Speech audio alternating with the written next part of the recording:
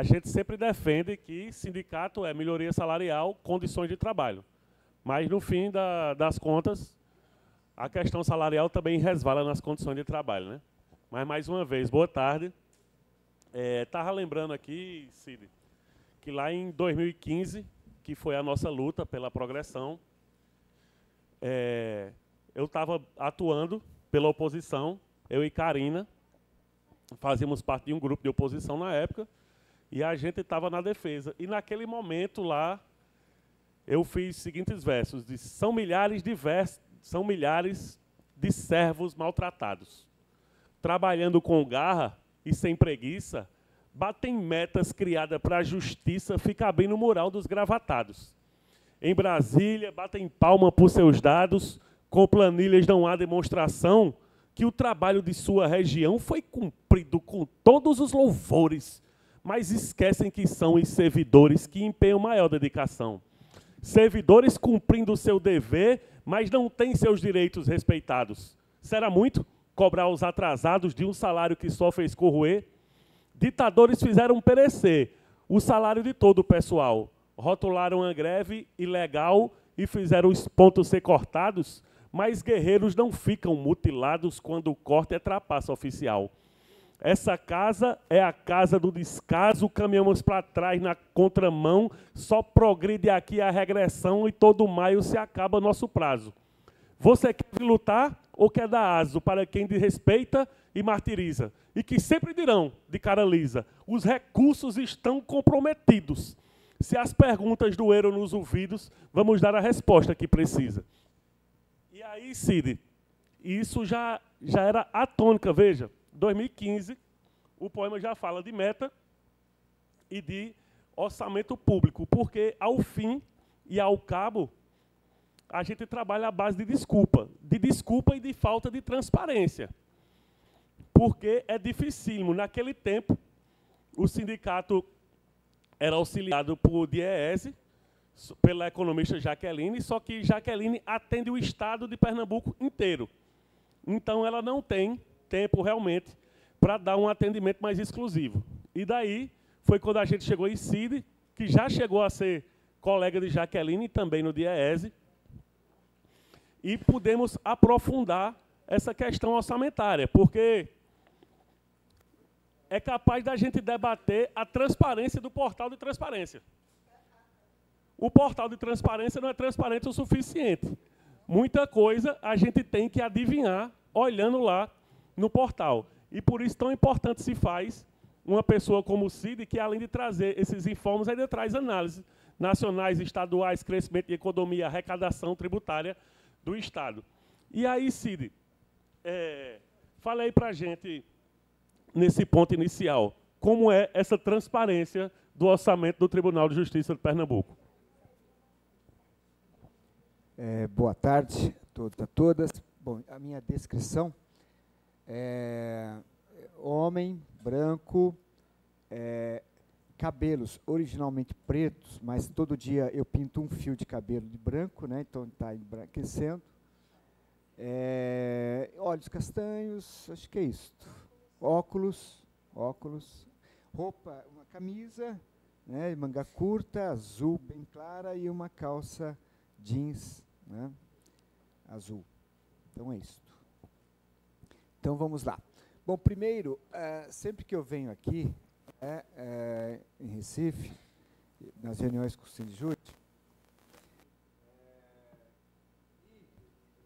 o Giuseppe fala as poesias, eu percebo o seguinte, né, que aqui a luta se faz também com a poesia. Isso é muito diferente do que a gente vê mais por aí, né? Então, além dos elementos da luta presente, né, no Brasil todo, aqui tem esse espaço de também colocar a poesia aí na luta, né? Então, muito legal, Giuseppe. Bom, em relação à transparência, eu ouvi a palestra da parte da manhã, né, onde o professor comentou que o CNJ foi criado para ser um órgão regulador, né, e também um olhar externo, né, sobre o judiciário, mas foi dominado, né, e é conduzido, né, mas como um grande sindicato dos magistrados. Bom, a lei da transparência também foi um avanço muito importante nas finanças públicas do Brasil, né? Porque antes você não tinha nenhuma transparência, né? Tinha, claro, o orçamento, estava lá disponível e tal. Então, a lei da transparência foi uma luta nossa, né, da sociedade civil, para que pudesse ter mais acesso às informações nos órgãos públicos. Então, houve um avanço nesse sentido, com a implementação da lei, né? Só que, primeiro, não há uma padronização nacional. Cada lugar que você vai, no estado, no município ou nos TJs, é um site diferente, né? Tem alguns, claro que tem alguns demonstrativos fiscais que são obrigatórios, né, e padronizados pelo Tesouro Nacional. Outros não, né? Então você tem muita diferença. Um outro fato também é que as informações não são tão desagregadas quanto a gente precisa para fazer uma boa análise das finanças, do orçamento, do TJ, né? Então, falta abertura de informações para que a gente tenha a possibilidade, né, de fazer essas interpretações, essas análises todas também. Então, é isso que ocorre, viu, Giuseppe? Há uma lei da transparência que tem alguns requisitos básicos, mas precisaríamos ter mais...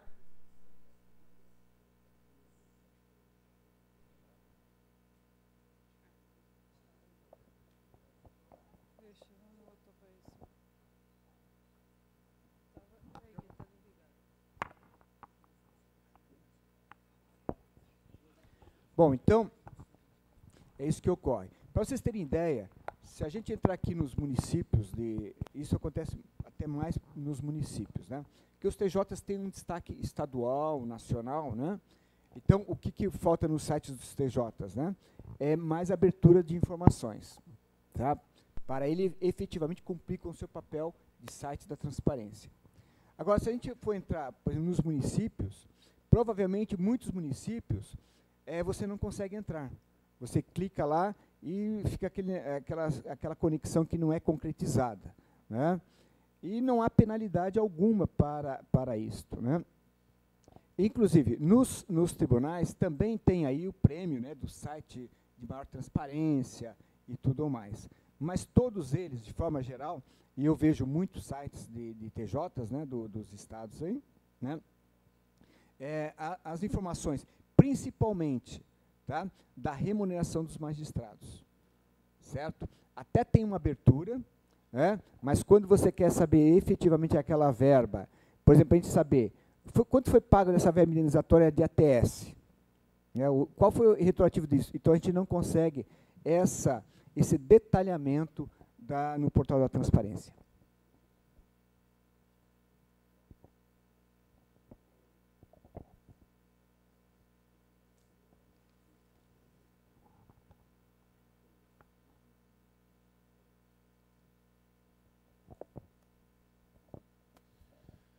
E aí, Cid, aqui no tribunal, assim como nos demais tribunais, a gente tem essencialmente duas fontes de dinheiro no TJ, né? Uma delas é o duodécimo, que o Estado repassa para o judiciário, e a outra é o FERM, né? Que é de onde vem as custas judiciais, que parte dele, até 20%, pode ser investido em benefício para os servidores.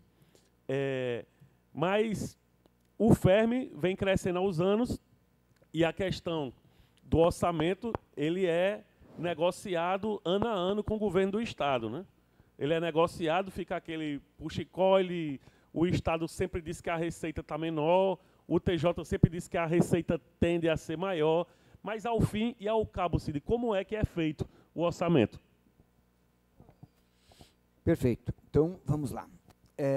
Bom, gente, quando a gente fala orçamento, a gente está falando de um documento, né, de 500 páginas, 600 páginas, tá? Onde vai estar ali as despesas e receitas, ou na ordem inversa, né, receitas e despesas, né, que é A despesa só pode fazer com a previsão da receita, né?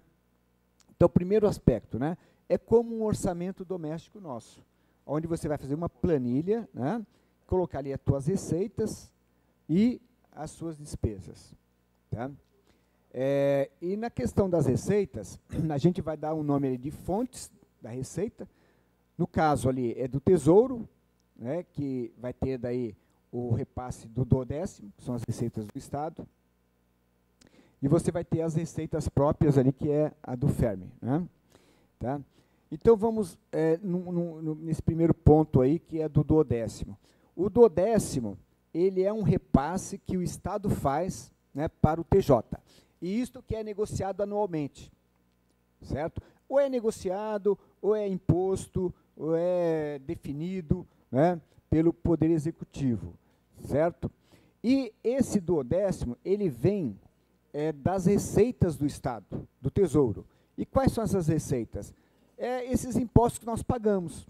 É o ICMS, é o IPVA, é o FPE, que é o Fundo de Participação do Estado, certo? Sendo que o maior destaque dessas receitas é o ICMS.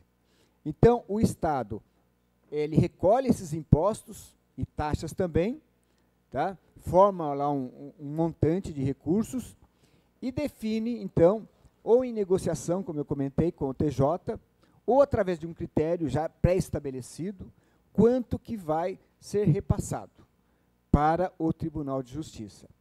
Perfeito? Essa oscilação, que ela pode decorrer ou de negociação ou de um índice pré-estabelecido, é claro que ela é influenciada pela conjuntura econômica, né, do Estado, do país. Por quê? A receita, gente, do Estado, ela é dada pela atividade econômica, né, e pela renda das famílias. É isto que dá, então, aí, a base de arrecadação do Estado. Tá? Quando a gente então tem emprego, né, tem aumento do salário, isso significa que a população vai ter mais poder aquisitivo, vai consumir bens e serviços, e isto vai gerar mais receita para o Estado. Né? Por isto que, quando a gente olha, né, de mais longo prazo, esse olhar de mais longo prazo, por isso que é importante que a gente tenha um país que discuta um projeto de longo prazo do seu desenvolvimento. Tá? Então, por isso que a gente tem que estar relacionando isto, né, com a política econômica. Quando se relaciona com a política econômica, você está relacionando com a política também geral do país. Tá? Porque a política econômica é definida pelos presidentes. Certo? Então, vejam, para a gente pensar num futuro melhor para a nossa questão salarial do TJ, né, a gente tem que bem estar preocupado para onde está indo o país, qual política econômica, né, que nós vamos ter que vai orientar as decisões. Né? E é evidente, como eu comentei aqui, se você tem uma política econômica que prioriza, que valoriza a questão do emprego, né, que valoriza a questão dos salários, né, teremos no futuro, né, nos anos seguintes, né, maior crescimento da receita, maior repasse do 12º. Então, eu queria também fazer essa relação, porque senão, gente, o orçamento fica só uma discussão de valor. Tá? E é mais que isso. Tá? Tem essa outra dimensão também da política, né? E, claro, da negociação. Se o tribunal também não tem a capacidade de fazer uma boa leitura das finanças do Estado, né, não do TJ, mas do Estado, ele vai ter menos capacidade de ir lá negociar. E isso nós já até falamos aqui no TJ. Né? Nas primeiras reuniões, né, Giuseppe? Nós fomos lá e falamos, olha, está tendo excesso de arrecadação, né? Esse excesso, se o tribunal não brigar por esse excesso, ele perde participação na receita do Estado. Então, é assim que acontece essa dinâmica quando vai discutir o orçamento. Primeiro, vocês entenderem, né, alguns já entendem também, mas quem ainda não tinha esse conhecimento, né, da onde vem o 12º, que é da receita do Estado, e a receita do Estado vem a partir do consumo de bens e serviços que as famílias fazem com a sua renda. Né? e depois você tem essas discussões do duodécimo. Então, aqui, o TJ de Pernambuco, para vocês terem uma ideia, tá? O duodécimo, que é o que foi repassado do Estado para o TJ, em 2025, 2 bilhões 514 milhões. Então, o orçamento do duodécimo, né, é 2 bilhões e meio, certo? E já temos aqui, Giuseppe, também, eu trouxe aqui para a nossa conversa, o valor de 2026, tá? Porque o orçamento ele é definido do ano de 2026, ele é definido agora, está lá na Assembleia Legislativa para ser votado, tá? E foi destinado ao TJ, para o ano que vem, 2 bilhões 713 milhões. Então, o orçamento do TJ, do duodécimo, vai ter um incremento aí de 198 milhões. Então, é esse dinheiro que vai definir aí o reajuste, esse aumento do recurso é que vai definir o reajuste, né, os benefícios e tudo mais da nossa pauta de reivindicação. Tá? Evidente que esse recurso não é todo para a nossa pauta. Tá? A gente vai observar depois que grande parte disto é apropriado pelos magistrados. Então, vejam, nós já temos uma sinalização para 2026. O orçamento TJ do duodécimo é 2 bi 700, vai aumentar 198 milhões, e eu gosto muito de trabalhar com percentual, porque dá uma dimensão para a gente melhor. Então, o orçamento TJ está aumentando 8% para 2026. Então, grosso modo, né, poderia-se dizer que, para a gente manter todas as mesmas valores relativos das despesas, todas as despesas, em média, poderiam crescer 8%. Tá? Salário, né, benefícios, gratificações, indenizações. Então, mantido o mesmo peso relativo dessas despesas do orçamento de 2025, em 2026, todas essas despesas teriam, em média, 8%. Mas não é assim também que acontece, certo? É eleita prioridades, certo? Então, tem algumas despesas que vão subir mais que os 8%, e tem algumas despesas que vão subir menos que 8%. Mas, enfim, nós temos uma métrica aí dessa média, e a gente sabe que a gente poderá brigar em algo, né, disto, no nosso desejo, acima disto, certo? Então, esse ponto aí que eu queria destacar. Então, nós temos, mas o orçamento, como você disse inicialmente, Giuseppe, não é só composto pelo duodécimo. O TJ tem 3 unidades orçamentárias. Tá? Tem o duodécimo e tem o FERME, que o Giuseppe já comentou aqui, que das custas. Né? Realmente, gente, o que ganha mais hoje destaque no FERME, com essa taxa de juros que está elevada aí, como ele recebe a remuneração dos depósitos judiciais, a maior receita do FERME hoje nem é tanto o serviço prestado, né, mas o rendimento que tem dos depósitos judiciais. É a maior parte do FERME. E o FERME, este ano, na minha projeção aqui, deverá fechar com uma receita de 650 milhões. Então, veja, o orçamento do TJ tem o duodécimo, tem o recurso, e também tem o recurso do FUNSEG, que é um fundo lá de segurança dos magistrados, que é R$1 milhão. Né? Então, isto é que compõe, essas 3 unidades orçamentárias, que assim nós chamamos, é que compõem o... Tá? Agora, aspecto aqui, que eu acho que é importante destacar, é quem que cuida do orçamento do TJ? É o presidente.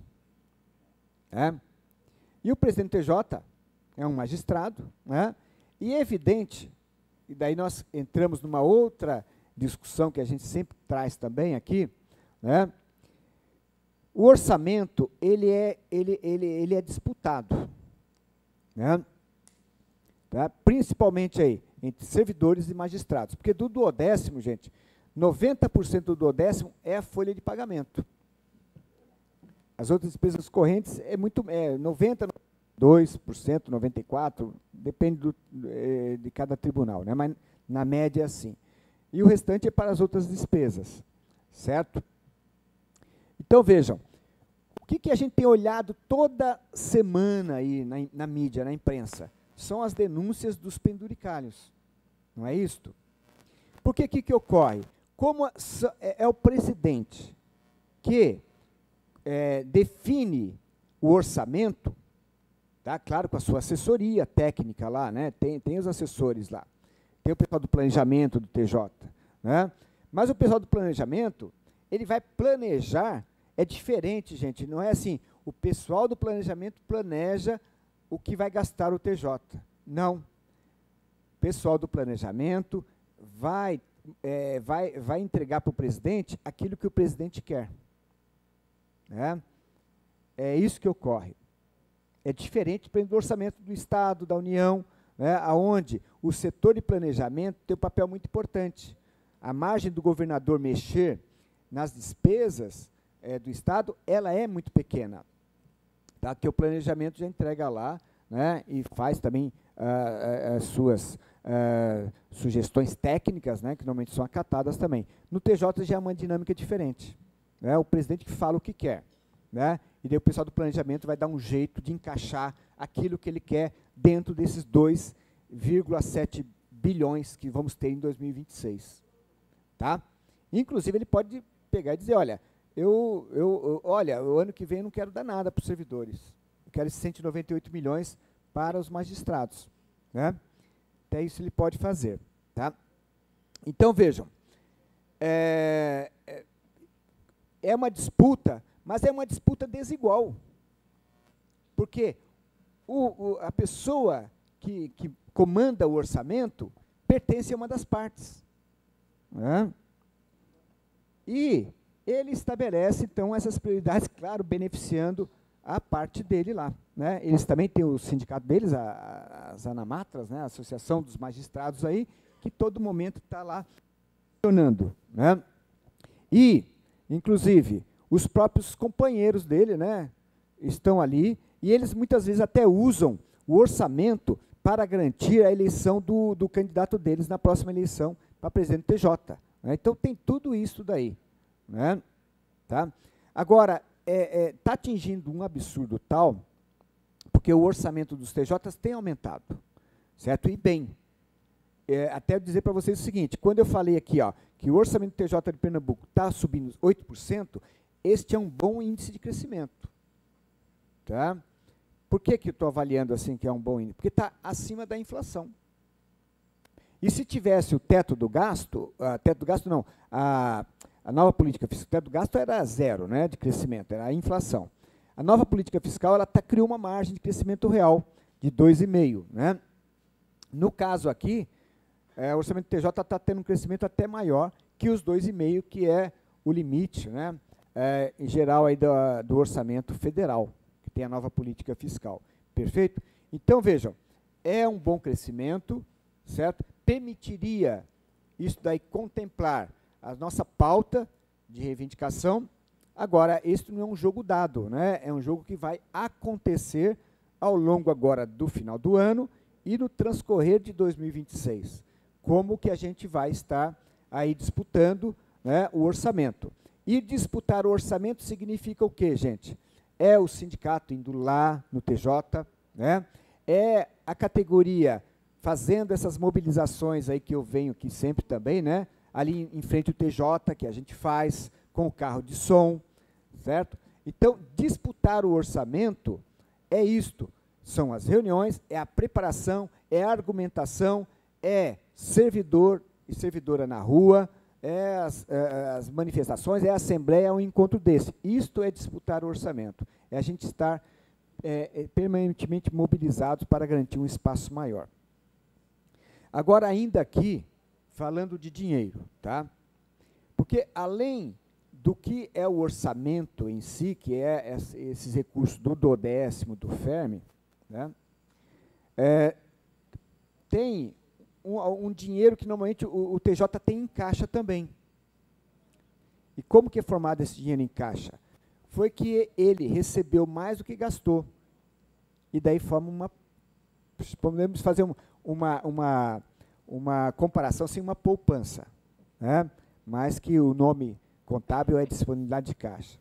Então, além dos 2.700 bi, além, o FERM aqui, eu nem peguei lá, porque o FERM, normalmente no orçamento que é mandado, ele é muito subestimado. Mas o FERM aqui, nós podemos computar que ele vai crescer aí uns 15% o ano que vem. Tá? Então, ele vai aí para um patamar de 800 milhões de reais. Então, além dos 2.700, dos 800, o tribunal tem uma reserva de caixa, né, do duodécimo de 23 milhões. O do FERM, tá, 463 milhões que tem de poupança do FERM. Tá? E do FUNSEG 1,2. Agora é o seguinte, por que o FERM tem tanto dinheiro assim em caixa? Porque não dá conta de gastar. Porque também, quando faz a previsão no orçamento, é uma previsão normalmente furada. Né? Eu não sei por quê, né, que é furada, mas assim, se a maior parte da receita do FERM é o recurso dos depósitos judiciais, está faltando aí um cálculo mais adequado, né, em relação à Selic, que é a taxa de juros, né, que remunera os depósitos, para ter um cálculo melhor do FERM.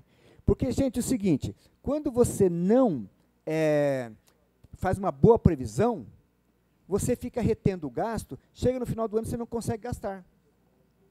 Então, poupança aqui não significa que eu estou sendo eficiente, que eu estou sendo mais produtivo. Significa que eu calculei mal, tá? Que eu poderia gastar e não gastei. Então, esse é o sentido aqui de ter um aumento da poupança. E vem aumentando bastante o FERM, viu?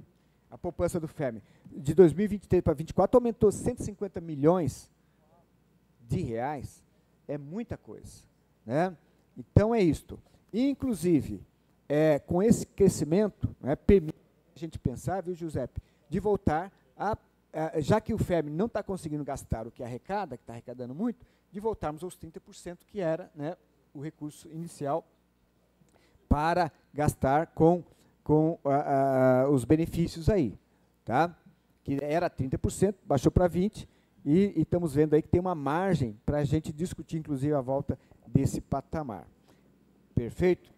Então, é isso, acho que inicialmente. Bom, mas temos bastante coisa aqui ainda para falar. Toma uma aguinha aqui. Cid, a gente está se aproximando aí do final do ano, né?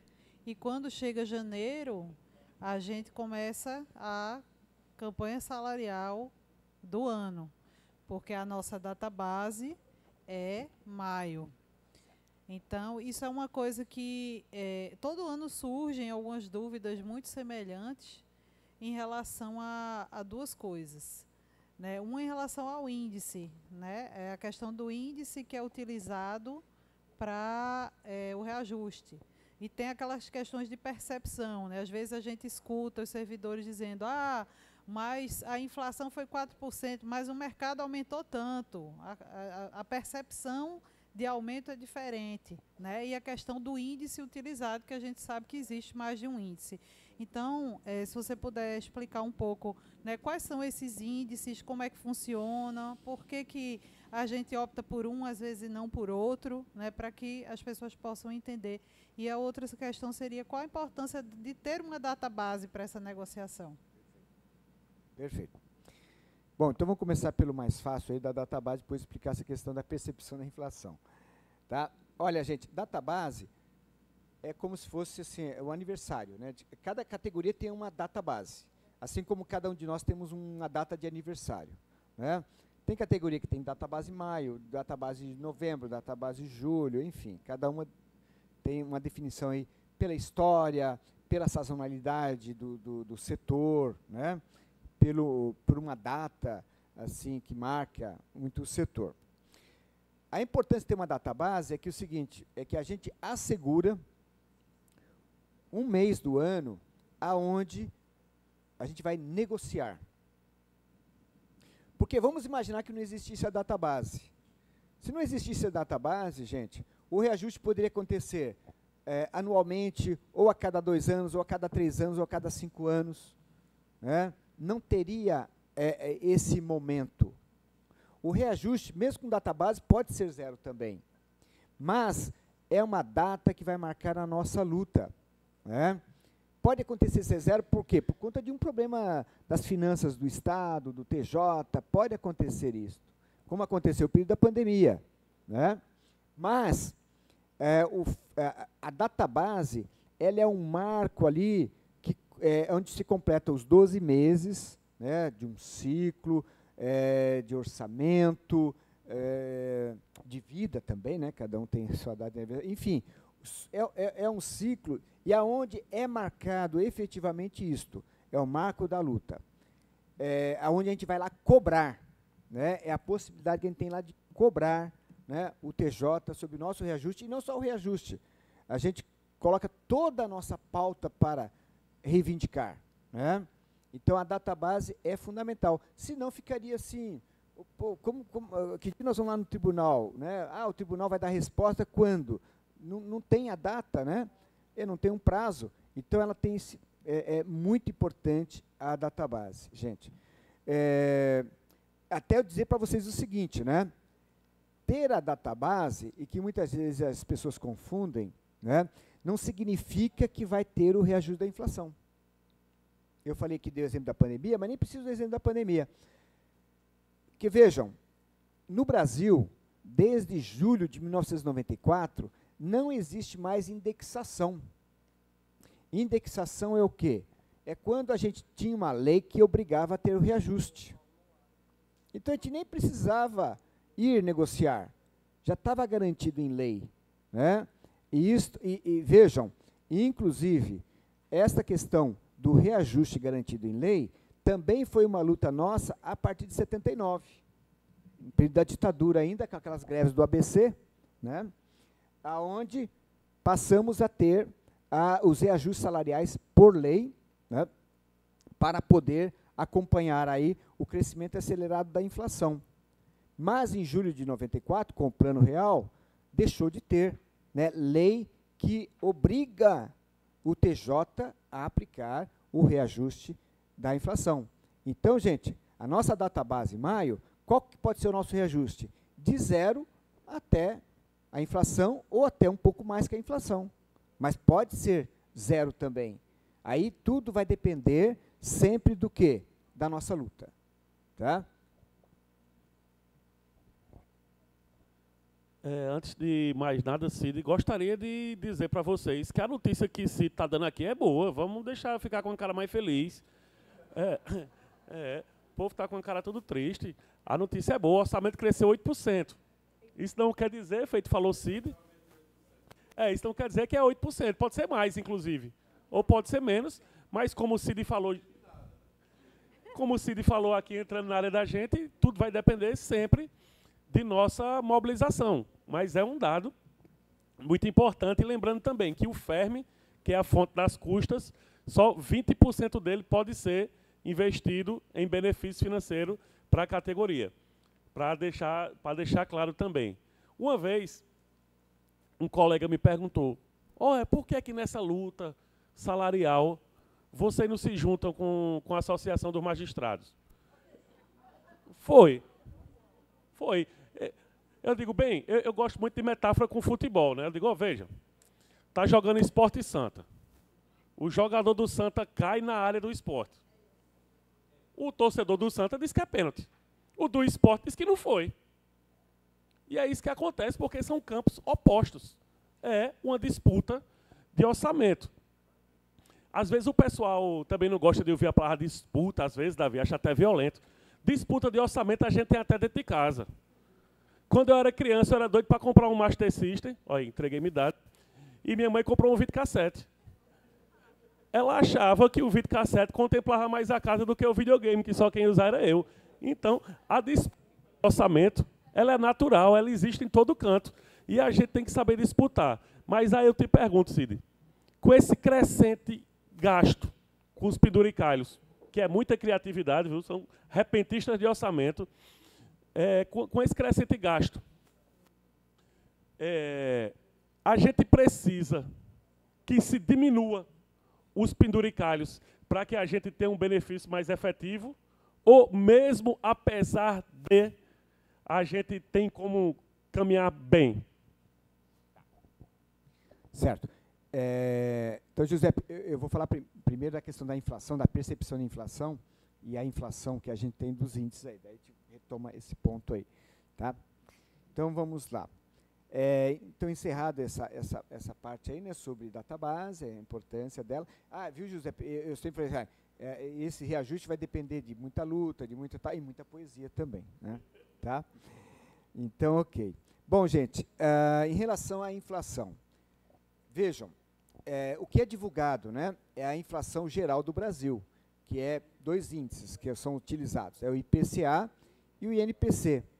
Os dois são a mesma coisa, tá? É o IBGE que levanta, é o único pesquisador que faz a mesma coleta de preço, tá? Não é assim uma pesquisa diferente da outra. É a mesma coleta, os itens que são levantados. O que ocorre depois? O IBGE, ele criou esses 2 índices, criando um índice que é para uma faixa de renda maior, que é o IPCA, e outro que é para uma faixa de renda menor, que é o INPC. Então, só muda ali o peso de cada item que tem no orçamento familiar. Porque, assim, antes do IBGE fazer a pesquisa da inflação, eles fazem o que nós chamamos de pesquisa de orçamento familiar. É uma pesquisa feita a cada 5, 10 anos no Brasil, tá? Só com algumas famílias, que eles fazem lá uma amostragem estatística, tá? Mas que é assegurado aí a representatividade da heterogeneidade brasileira em termos de renda, perfeito? E lá então lá eles colocam o que cada família consome, gasta e vai dando pesos, certo? Mas afinal, gente, é o seguinte, inflação, cada um de nós temos uma inflação. Tá? Cada um de nós aqui temos uma inflação, que é diferente uma do outro. Tá? Então, cada um tem a sua inflação. Se todo dia, cada gasto que você fizesse, você registrasse numa caderneta, tá? Você iria ter, após 12 meses, qual que é a estrutura do seu gasto. O que pesa mais, o que pesa menos. E se você, cada vez que fosse no supermercado, ou na farmácia, ou em cada item, registrasse os preços, você poderia construir o seu índice de inflação. Tá? Então, esse mês a minha inflação variou tantos %. Está abaixo ou está acima da que o governo divulga, que o IBGE divulga. Tá? Então, é isso. Cada um tem a sua inflação. Agora, é evidente que não daria, primeiro, para calcular a inflação de todo mundo, senão teríamos 100 e tantos, 200 milhões de índice de inflação. Então, se faz essa média. Né? Então, ela representa uma média. Mas, no geral, gente, a nossa inflação pessoal não está muito distante dessa média. Está próxima, pode estar abaixo, pode estar acima, certo? Agora, muitas vezes a gente vai o seguinte, vê lá, vou usar o exemplo do tomate. O tomate, ele às vezes está R$5, você vai daqui uma semana, ele está R$10. Então, ele aumentou aí, né, 100%. Agora, é evidente que o peso do tomate na inflação, ele é 0, alguma coisa. Posso até ver depois aqui para vocês, tá? Mas é muito pequeno. Porque o tomate, se a gente for olhar no nosso orçamento todo, ele vai ter esse peso pequeno mesmo, que reflete na inflação. Né? Então, vejam, a nossa percepção de inflação está muito mais relacionada com o quê? Com aquilo que a gente consome diariamente ou semanalmente, que é preço do supermercado, preço da gasolina, né? Esses são itens que a gente percebe mais. Tá? Agora, a inflação ela é composta, gente, de 400 itens que são pesquisados mensalmente. 400 itens. De tudo mesmo que a gente consome. Então, tem coisa que só aumenta uma vez no ano. Por exemplo, IPTU, IPVA, escola. Só tem o aumento e é registrado na inflação no começo do ano. Depois, nos demais meses, ele vai sendo colocado ali como 0%.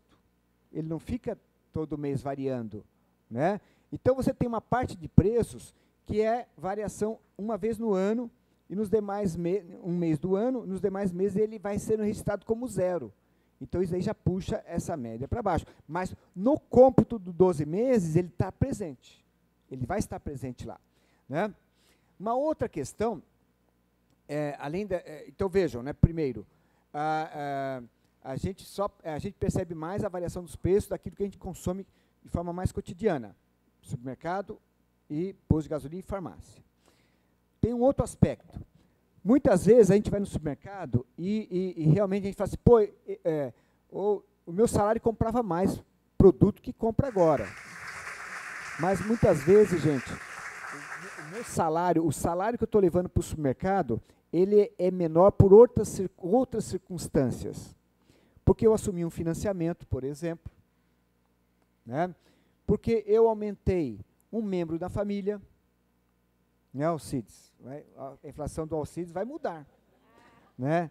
Vai vir um novo membro da família, né? Ele vai falar assim, pô, antes dava para comprar Heineken, dava para comprar Heineken, dava para sorvete, então agora né?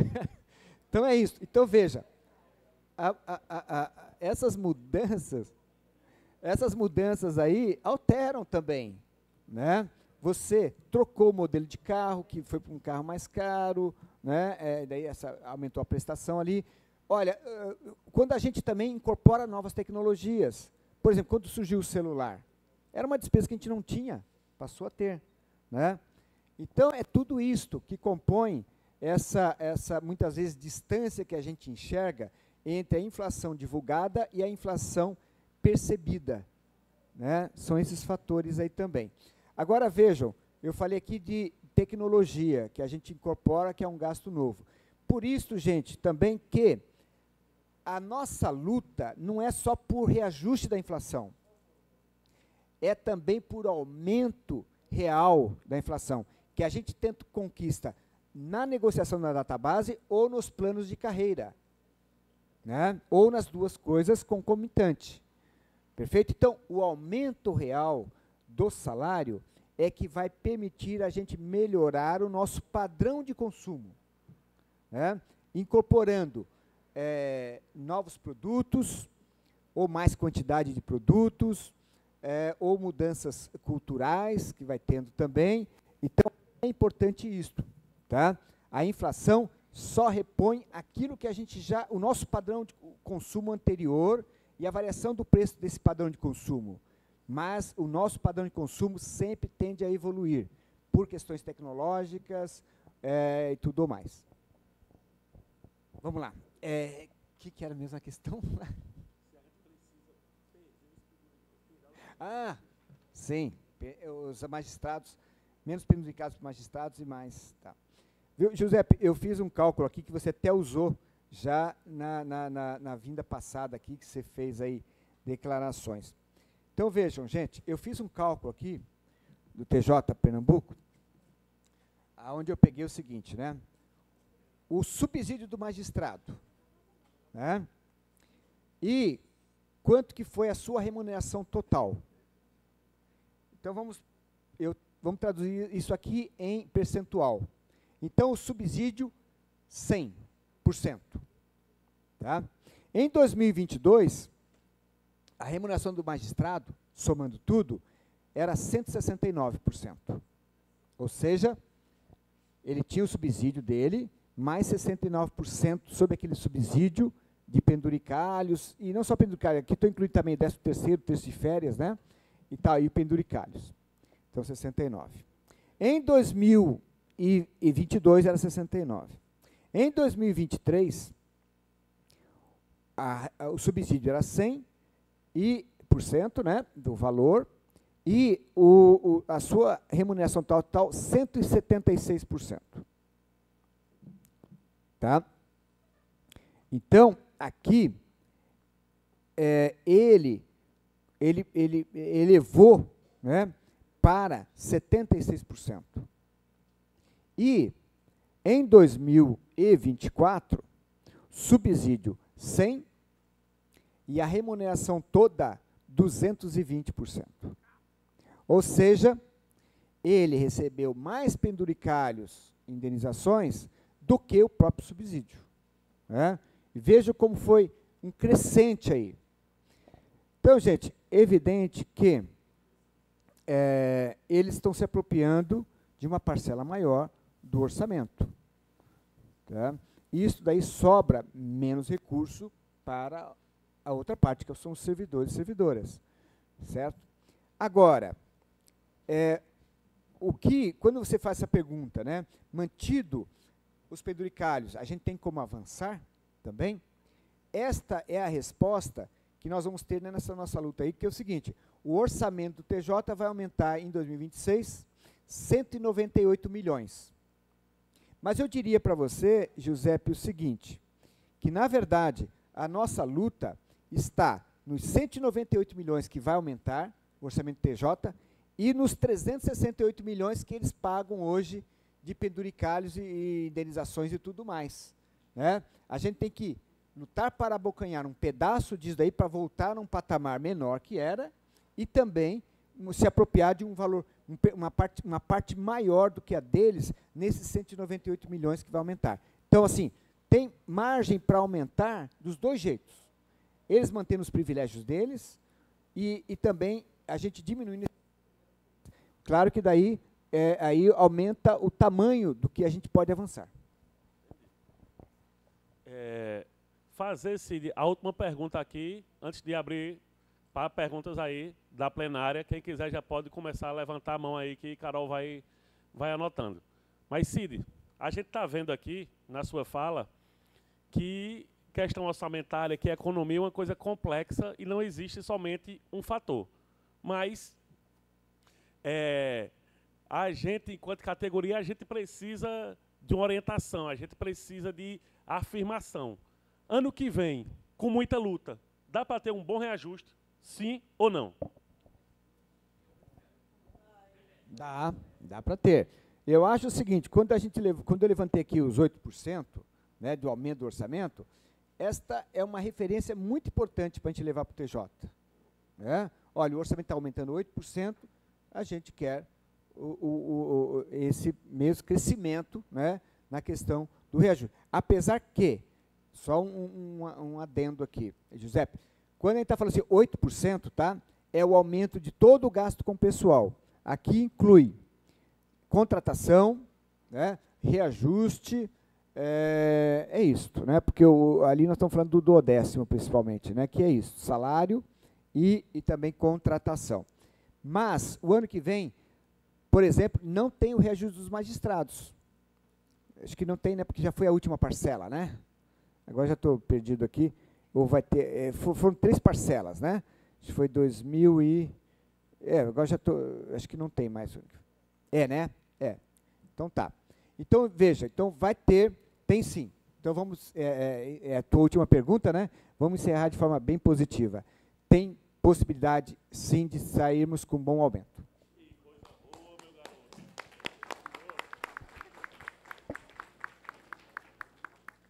Sindicalismo também é feito de boas notícias, né? Não é possível.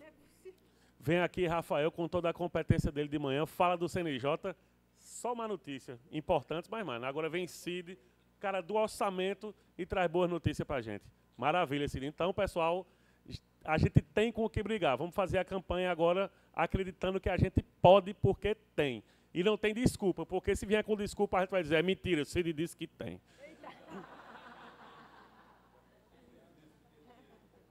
Inclusive, ele já foi barrado de reunião. Ele disse, eu não quero sair daqui não, presidente. Se eu quero, quem não sabe. Mas, enfim, pessoal. A gente está aqui abrindo para perguntas. Se ninguém tiver nenhuma pergunta, que eu não estou vendo ninguém ainda. Vandão. Pode chegar, Vandão.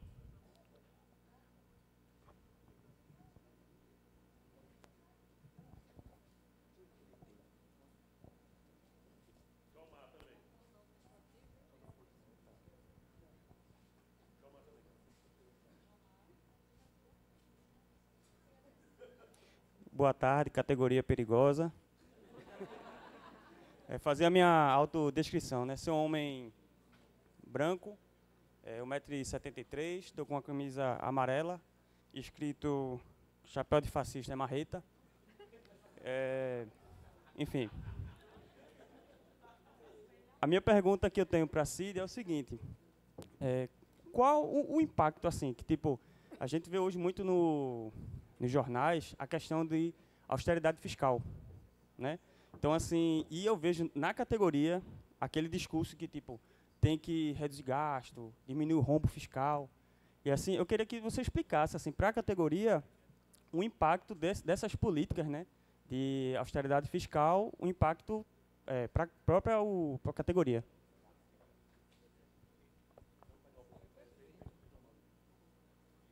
Jomar?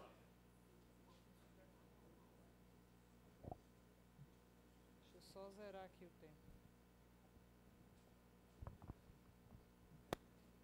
Boa tarde, sou Jomar, tenho 1,80 m, sou do Cine Justiça RN, estou usando uma camisa caracterizada Cine Justiça, tênis preto e branco e calça jeans.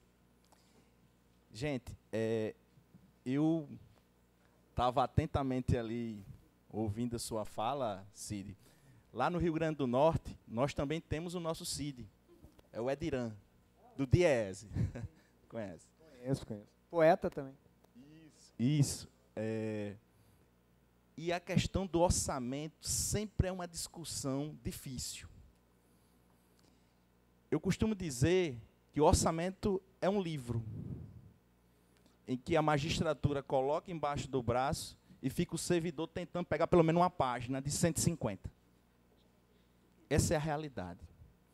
No Rio Grande do Norte, o Cine de Justiça foi simplesmente proibido de ter acesso à Secretaria de Orçamento e Finanças.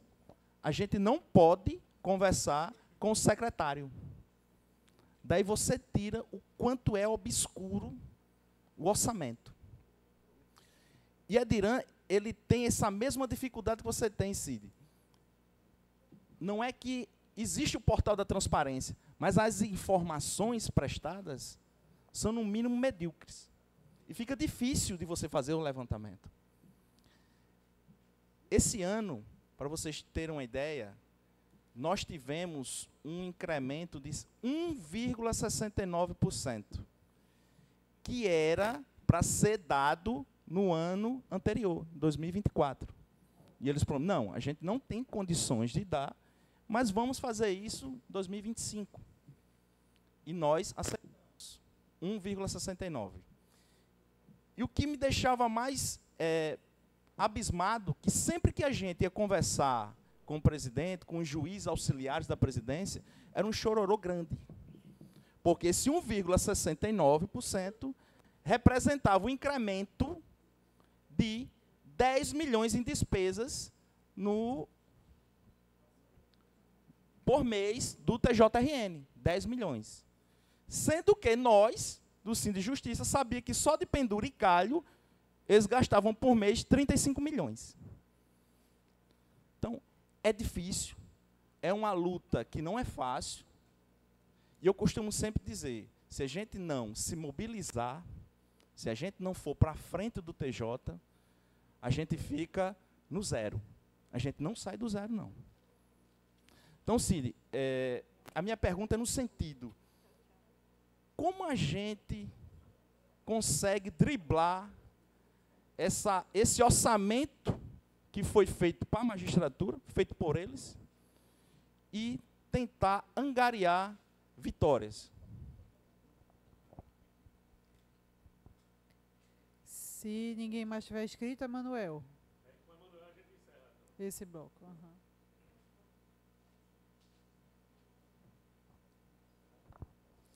Boa tarde, companheirada. Boa tarde, Cid. Né? O Cid também nos ajudou muito lá no Rio Grande do Sul. Foi nosso assessor econômico durante um bom tempo lá no início da nossa gestão e nos ajudou muito, Cid. Então, nosso agradecimento público do Sindjus Rio Grande do Sul ao teu excelente trabalho também. E o Cid, né? Eu me lembro que a última grande discussão que nós fizemos de abrir o orçamento lá mesmo, nós identificamos na época o que tinha de margem, né, para investir com despesa de pessoal. E o Cid nos garantiu, não, dá para dar 18%, com tranquilidade, né? E aí fizemos uma discussão com o tribunal. No final, o governador tinha dado uma revisão geral, que quase nunca acontece lá, de 6%, e a gente estava discutindo o reajuste na nossa tabela remuneratória da carreira. Eles deram 18% para a magistratura, 12% para nós, dizendo que o governador já tinha dado 6%, não tinha por que dar 18%. E a gente fez um movimento grande, né? Começamos uma mobilização em massa lá da categoria, atos na exigindo os 18%, que era parcelado. Eram em 3 parcelas para a magistratura e 2 para nós. E aí não tem dinheiro, não tem de onde tirar, é impossível, é aquela mesma narrativa.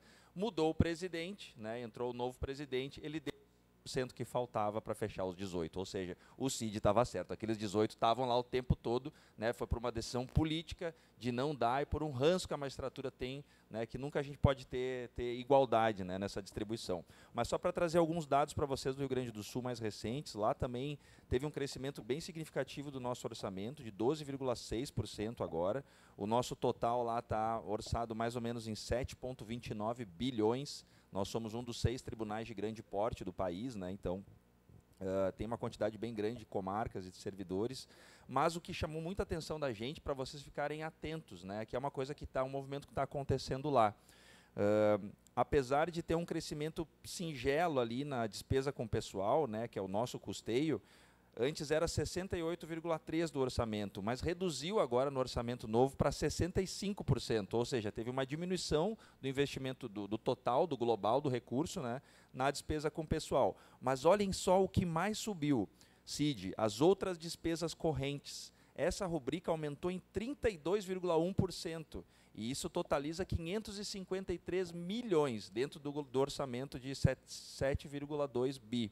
E o que é dessas outras despesas correntes, né, Cid? São contratos diversos, são contratos com big techs, é terceirização, é contratação, né, temporária, é essa série de outras coisas que envolve precarização e terceirização irrestrita e implementação massiva de tecnologia, né? Lá nós temos uma inteligência artificial chamada Gaia, uma IA generativa, que está atuando tanto na parte jurisdicional quanto na parte administrativa, fazendo várias atividades. Então, e a gente sabe, a última apuração que a gente tem é que era gasto quase 1 milhão, até 1 milhão por dia do recurso do tribunal com contratos com as Big Techs. E lá nós temos com as 3, com a Amazon, com a Microsoft e com o Google. Vejam como isso aqui traz muita informação até sobre o projeto político do próprio tribunal. Ou seja, eles têm aqui um aumento de 500 milhões para investir em tecnologia, enquanto provavelmente vai sobrar uns 300 para investir com despesa de pessoal, né? Então, já está acontecendo uma virada muito grande. A substituição ela já está vindo. E o orçamento nosso lá, Cid, está comprovando isso. Então, mas o grande problema também, para fechar, é que muitas dessas rubricas do nosso orçamento, né, quando eles fazem essas projeções, o CID tinha muita dificuldade nisso, né, Cid? Eles não destinam exatamente dentro desse bolo da despesa com o pessoal, o que eles vão gastar com a magistratura, o que vão gastar com o servidor, né? Eles fica sempre essa coisa esfumaçada, assim, né, que a gente não consegue incidir para ter clareza. E aí eu acho que a transparência, pelo que eu vejo, é um problema em todos os tribunais, e todos os sindicatos têm esse problema. Então, como é que a gente pode trabalhar isso, Cid, do ponto de vista técnico e político, né? Porque a gente acabou de ver aqui que o CNJ não vai salvar nada da nossa vida, mas em algumas coisas é obrigação do CNJ também se manifestar. Porque, gente, a gente no ano passado ficamos com o selo prata, não ganhamos o selo ouro, apesar dos índices de produtividade altíssimos, né, e ter batido várias metas, porque a gente não bateu uma meta importante de transparência, que o Tribunal da Gestão anterior não tinha transparência nenhuma, era um horror, assim. E aí tiveram que arrumar muita coisa no site, tiveram que fazer muitas mudanças, né? Mas, então, é uma das metas do CNJ, inclusive, dessas que nos cabe, né, correr atrás, a questão da transparência. Então, como é que a gente pode fazer isso, Cid, né? Tu, como economista, como é que tu vê isso? É o caminho, é o CNJ, a gente vai ter que fazer uma mobilização maior dos sindicatos, né, para cobrar essa transparência. Qual a tua opinião sobre isso? Obrigado.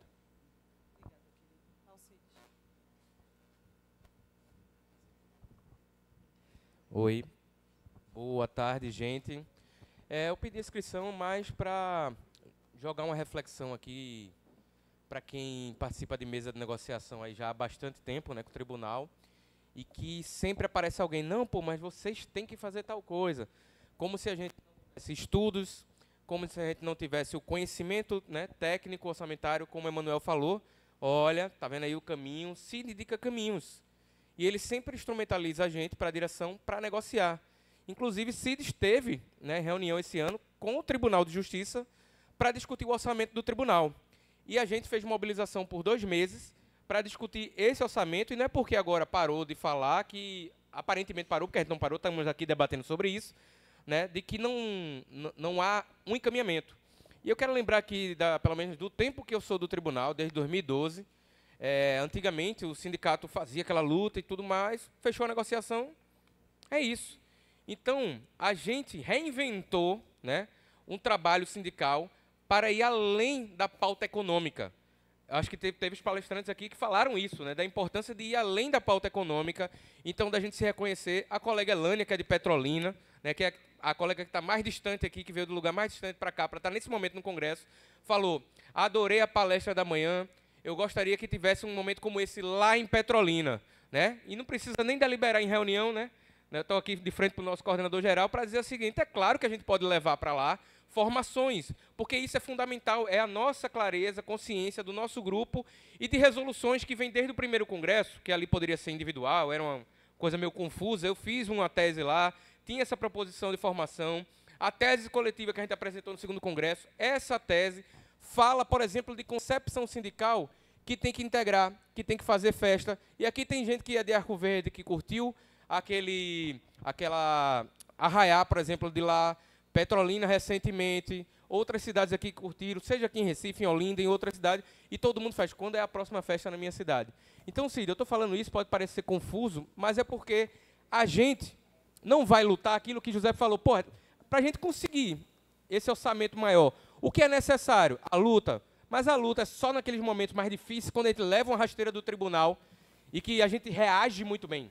A nossa categoria, quando ela leva uma porrada, a gente coloca 500 pessoas, como colocou esse ano, ou coloca 1000 pessoas, como colocou em 2023, em tempos de teletrabalho, pouco depois da pandemia. Então, a gente ainda assim consegue, a gente tem capacidade de mobilização. Só que não é fácil. E a gente brinca, pô, a primeira assembleia do ano, quando a gente deflagra a campanha salarial, ela deveria ser a mais cheia, porque é ali que a gente está construindo a pauta, para dizer: tribunal, é isso que eu quero 10%, eu quero 15%, 8% do incremento, é 4%, é 5%, não importa. A questão é, juntos a gente vai conseguir mais, então a gente tem que se unir. E é nesse momento aqui, ó, que eu tenho certeza, quando a gente está ali no almoço, naquela mesa redonda, que tinha mais ou menos 6, 7, 8 pessoas por mesa, de gente de cada comarca diferente se reconhecendo, não somente conhecendo, mas se reconhecendo nas dificuldades de quem é do interior, da capital, oficial de justiça, técnico, analista, né? Então, ou seja, não importa o cargo, não importa a região, não importa a idade, todos somos iguais, como a Marina falou, está lá no nosso contra-cheque: trabalhador assalariado do Tribunal de Justiça de Pernambuco. Então, é num momento como a festa também, que vai ser amanhã, como o coquetel que foi da abertura, como foi lindo aquela homenagem, todo mundo se emocionou para reconhecer que aqui, gente, eu sempre brinco, vocês não sabem ali, que estava todo mundo ali naquela foto.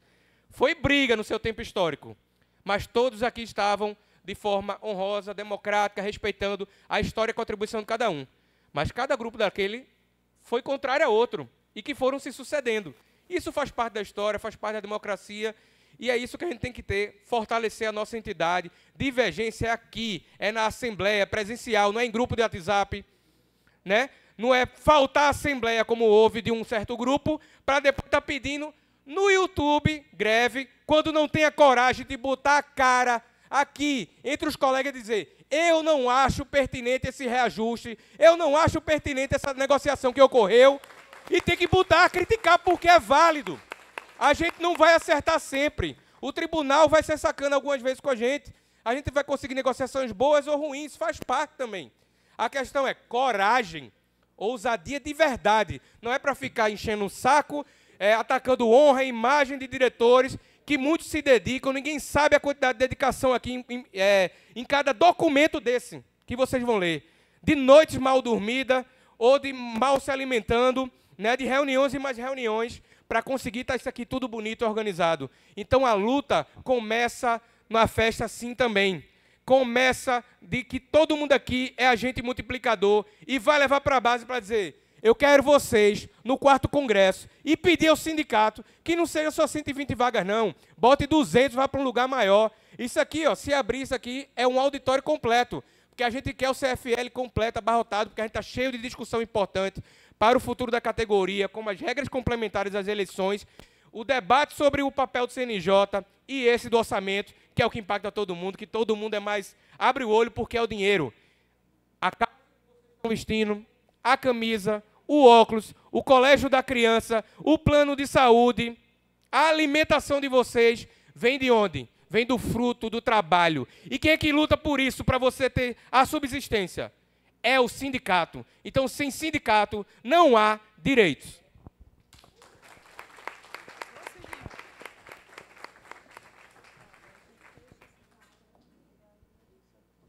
Tá bom. Perfeito. Então, vamos lá. Essas questões aí. E sobre o ajuste fiscal, né, que foi a primeira pergunta do Vandão, né? Então, vamos lá. Quando eles estão falando em ajuste fiscal, certo? Eles estão falando em redução de despesa, né? Eu até li, tá num jornal hoje, aqui um jornal de economia, Valor Econômico, dizendo o seguinte: o Brasil gastou 300 bilhões de reais com políticas sociais. Tá? Então, quando eles falam em ajuste fiscal, estão falando nisto. Vamos reduzir despesa com os programas sociais. Vamos reduzir despesas, né, com as políticas públicas que atendem a população. Então, normalmente, este é o discurso. Perfeito? E a gente observa o quê, né? Se a gente for olhar a carga tributária do Brasil, ela está na média dos países desenvolvidos, por exemplo, né? 34%. Essa é a média da carga tributária. A questão toda, gente, é que essa carga tributária quer dizer, vou traduzir isso daí, que é um nome que vocês ouvem muito aí. Carga tributária significa o seguinte, tá? Quanto que qual é o peso do financiamento que nós temos, qual é o peso que nós temos para financiar o Estado, né? Porque carga tributária vem do quê? Dos tributos. Quem que paga os tributos? Nós, né? Nós todos, trabalhadores, empresários, os rentistas, todo mundo, né? Tá? Então vejam, a carga tributária no Brasil não é tão alta. Acontece que ela também é mal distribuída. Quem paga mais tributos no Brasil? Somos nós, né? Classe média para baixo. Por que isso ocorre? Porque os tributos no Brasil, eles são mais incidentes sobre o consumo, né? Quando a gente vai no supermercado. E a gente até cita um exemplo. Quando vai comprar 1 quilo de feijão, tá? O valor de imposto é o mesmo, não importa a renda de quem esteja comprando aquele quilo de feijão, né? Por isso que a gente diz assim que a carga tributária no Brasil, ela tem uma característica regressiva. Quem ganha mais, paga menos. Porque, vejam, se o imposto é sobre o consumo, o preço é o mesmo para todo mundo. O preço do imposto, né? Porque o preço do produto é o mesmo e o valor do imposto é o mesmo. Se a pessoa tem uma renda maior, vai representar menos na renda dela, aquilo ali. Tá? Então, o que ocorre? Nós não aguentamos mais realmente aumentar a carga tributária, mas nós não aguentamos. Se você pega aí o que o governo quis fazer agora, né, e que o Centrão derrubou, reduzir o imposto de renda para quanto foi 16 milhões, 20 milhões de brasileiros, e aumentar a carga tributária para 150 mil pessoas que são os mais ricos do Brasil, né? A nossa carga tributária, em termos de imposto de renda, é, na média, aí, 13%, 14%. Desse pessoal aí, é 1%. Né? Então, vejam, quando você tenta fazer uma mudança nessa estrutura, vejam a resistência que a gente tem. Então, eles foram colocando impostos sobre o nosso lombo, né? E a gente paga uma carga tributária maior, e quando tenta mudar, né, parte do Congresso não deixa mudar. Tá? Então, vejam, essa questão do ajuste fiscal, quando falam aí da despesa, é porque querem reduzir, de fato, o atendimento para a população. O que nós precisamos? Nós precisamos de um país crescendo mais, que daí gera mais arrecadação. E de uma reforma tributária que já foi feita, já foi um avanço, essa reforma tributária que está vindo aí, né, que já foi aprovada e vai entrar, mas nós temos que ter uma reforma também dessa estrutura da carga tributária, aonde incida mais impostos sobre riqueza do que sobre consumo, né, como é feito nos países mais desenvolvidos.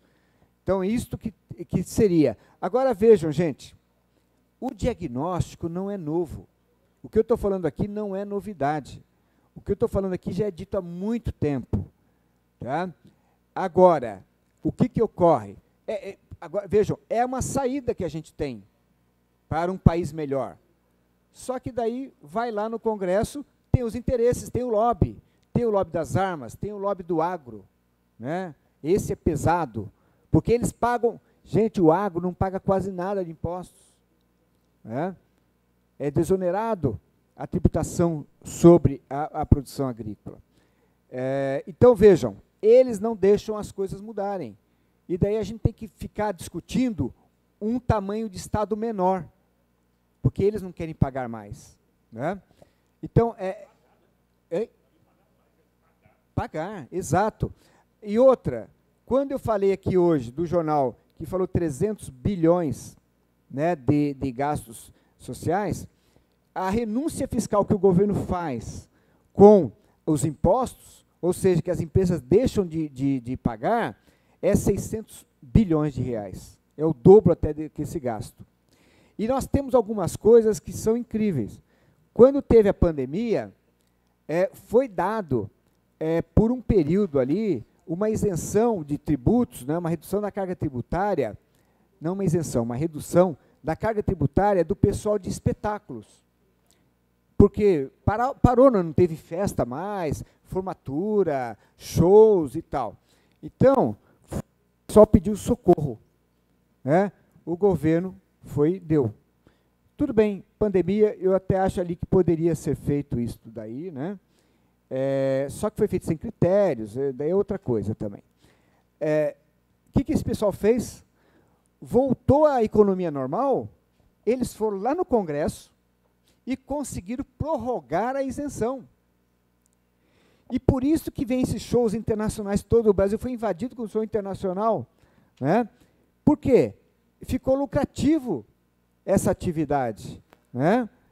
E não paga, paga um imposto mais reduzido. Né? Então é isso. Inclusive, os maiores beneficiários dessa redução também, porque não foi só casa de espetáculos, foi entretenimento, e, inclusive alimentação. O iFood foi um dos mais beneficiados dessa redução tributária. Né? Então a gente tem esses absurdos no Brasil, né? Porque esse pessoal tem dinheiro para bancar o lobby lá, para bancar o estudo. E vou citar um exemplo de como as coisas podem ser diferentes. Teve o tarifaço do Trump aqui, né, recentemente. Desde o começo, nas minhas palestras e análises, eu sempre disse o seguinte, olha, isso daí vai afetar pouco o Brasil. Por quê? Porque daí a gente faz os números lá, né, vê quanto que representa de fato. Os Estados Unidos representa 13% da nossa exportação. Grande parte dela do agrobusiness, né, agronegócio, e que conseguiria redirecionar as exportações. Então, era um impacto baixo de fato. Só que o seguinte, alguns setores sofreriam muito mesmo, como estão sofrendo. Alguns setores. Agora, quando você olha o todo, não. Né? Daí o governo fez também um programa, agora, né, para ajudar os setores atingidos pelo tarifaço do Trump. Né? Só que o governo fez diferente dessa vez. Pela primeira vez eu vi um programa no Brasil de incentivos para setores inteligentes. que é o seguinte. O que aconteceu lá no período da pandemia? Bastava o sujeito ser do setor e ele ia ter o benefício. Nessa questão do tarifaço agora, a empresa tem que comprovar que foi afetada pelo tarifaço, pela exportação. Resultado disto, deixa eu ver se eu me lembro dos números aqui. O BNDES, olha, eu vou chutar, mas são essas proporções aí. Eu acho que o BNDES disponibilizou 160 milhões de reais. Foi pedido 60 milhões de ajuda, mas foi liberado, porque foi comprovado, se não me engano, 30 milhões. As proporções são assim, tá? Talvez os números, eu não me estou lembrando de cabeça agora os valores. Tá? Então, vejam, se fala muito, mas na hora que vai comprovar de fato, é pouco. Né? E se você não tem um governo que pensa nesse sentido, na coisa pública, e não um governo que está lá atendendo interesses de empresários, a gente ia pagar essa conta muito maior do que é. Né? Porque vocês veem o seguinte, passaram-se 2 meses do tarifaço, ninguém mais ouve notícia. Mas naquele momento lá, parece que o mundo ia acabar, o Brasil ia acabar. Né? Tá? E a imprensa... eu sou um defensor, sempre fui defensor, né, da liberdade de imprensa, mas o que acontece? A imprensa tem que vender jornal também, né? Então, quando é um assunto lá, ele tem que achar um exemplo para colocar. Então, todo dia tinha um empresário que ia falir, que ia quebrar, que ia demitir. Né? Oi? Então isso. Teve empresa que caiu, que quebrou? Teve. Mas, quando a gente olha a economia, não é olhar uma situação ou 2 situações, você tem que olhar o conjunto todo para que o conjunto todo não pague muito para você salvar né? Mas, enfim, o governo fez os programas para mitigar, certo? Reduzir esses impactos. Então, é isto que ocorre, né, nessa discussão de ajuste fiscal. Até o Armínio Fraga, esses tempos atrás, aí falou assim, olha, para resolver o problema do Brasil tem que ficar até 2000 e não sei quanto aí, com o salário mínimo sem aumento real. Né? Então, sempre é isso, sabe, gente? Os ajustes que esse pessoal pensa é para tirar direito dos trabalhadores, para reduzir programas sociais. Ninguém fala de R$1 trilhão nós estamos pagando de juros com essa Selic aí é 15%, que é em função, e é um erro, essa Selic está a 15%, na minha opinião, e na opinião de muita gente, de vocês também, né? Mas vamos olhar tecnicamente aí, em termos de economia, política econômica, tá? Por que a taxa de juros é tão alta aqui no Brasil? Porque você tem uma meta de inflação. A culpa não é do Banco Central. A culpa foi do Conselho Monetário Nacional, que fixou uma meta de inflação no Brasil de 3% ao ano. Né? Quando o Brasil tem um histórico, nunca teve um histórico tão baixo, de inflação tão baixa assim, que é dos países desenvolvidos. E nem os Estados Unidos está conseguindo atingir a sua meta de inflação também. Aqui a nossa meta de inflação teria que estar num patamar aí de 4,5%, 5%, que é o que está aí. E se a nossa meta tivesse diferente, não fosse os 3, fosse os 4,5%, quem está falando aqui, a taxa de juros seria num patamar aí provavelmente de 7%, né, de 5% a 8%, eu diria aqui. Tá? E não esse valor aí de 15%. Então é isso, certo, em termos do ajuste fiscal. As 2 outras questões, também do Jomar e do Emanuel, acho que vai no mesmo sentido, que falam também da questão da transparência, do acesso a informações e tal.